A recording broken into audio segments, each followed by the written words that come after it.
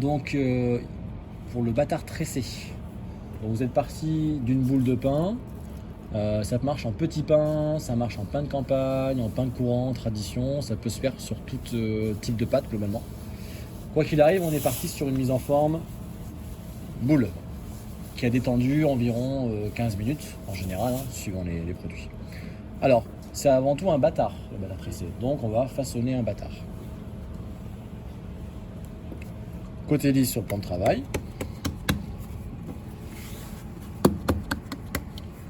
Et on façonne. Un pli. Hop, on se prend un petit coup de pâte pour décoller si besoin. Un deuxième pli. Et un troisième pli. On va avoir une soudure bien régulière. Okay. On va procéder à un allongement. Donc les deux mains l'une au-dessus de l'autre. On appuie.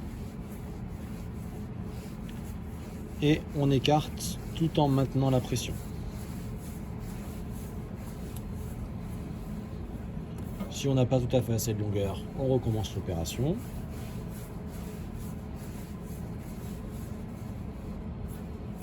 Voilà. Quand on a suffisamment de longueur, donc ici on est sur environ 25 cm pour un produit de 500 grammes. D'accord ? On va fariner environ un tiers du patron, dessus et dessous. Il faut fariner assez généreusement. De toute façon, on enlèvera la farine. On prend son rouleau. On va venir étaler justement ce tiers là que l'on a fariné. Progressivement, si on essaie d'y aller en une fois, ça va coller. Il ne faut jamais que ça colle. Hein. Donc, j'appuie un tout petit peu. Je décolle.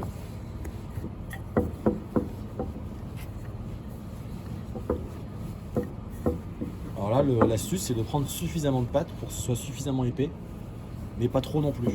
C'est vraiment le piège un tout petit peu.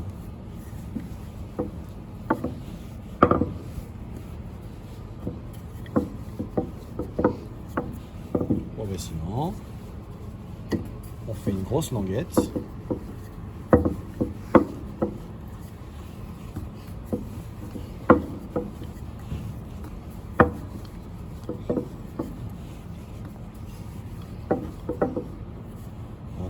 Il faut que la languette, globalement, elle fasse bien 4 mm d'épaisseur à peu près, hein, et qu'elle soit suffisamment étalée pour que je puisse la rabattre complètement sur le restant du bâtard. Donc là, je vois sur un tout petit peu limite. Je recommence. Et voilà. Là, je vais venir enlever toute la farine en excès qu'il peut y avoir.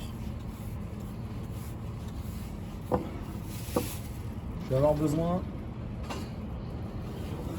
de mon couteau de tour. Alors là, en fait, le bâtard tressé, c'est une tresse 3 branches qu'on va faire. Donc, on a déjà vu ça. Sur la petite languette, on va venir la couper en 3 parts égales. Donc, on va essayer de bien repérer avant. Tac.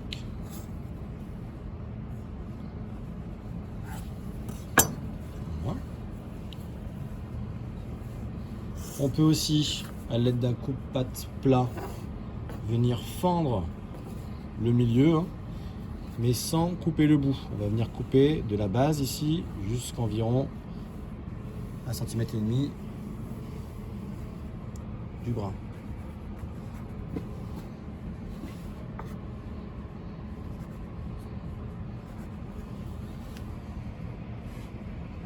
Ça, c'est une petite finition supplémentaire, c'est pas obligatoire.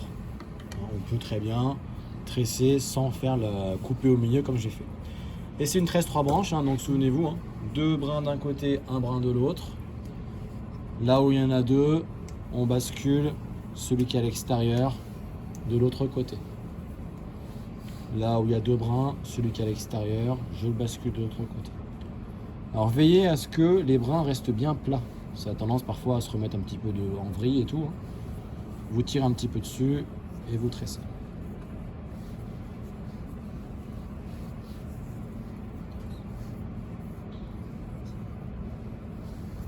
Bien jusqu'au bout.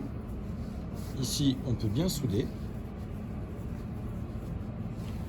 Même légèrement taillé en pointe, pour que ce soit joli. Ça, on va le remettre. La petite chute, on peut la remettre là. Ça ne dérange pas. Voilà. Je remets le bâtard dans ce sens-là. J'enlève l'excédent de farine.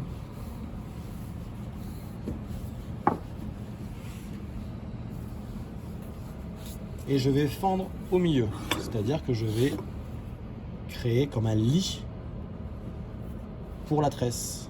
Et avant ça, il faut que je lui fasse de la place. Donc j'appuie, j'écarte bien. Là, pour créer un creux ici. J'enlève la farine. Et je bascule la tresse pile poil au milieu. Je le fais arriver à peu près à 1 cm du bord. Voilà. J'enlève toute la farine qui est en trop. Le façonnage est terminé. On positionne sur sa toile à gris. Donc on bascule.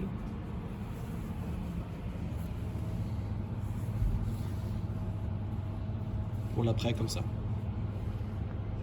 C'est bon.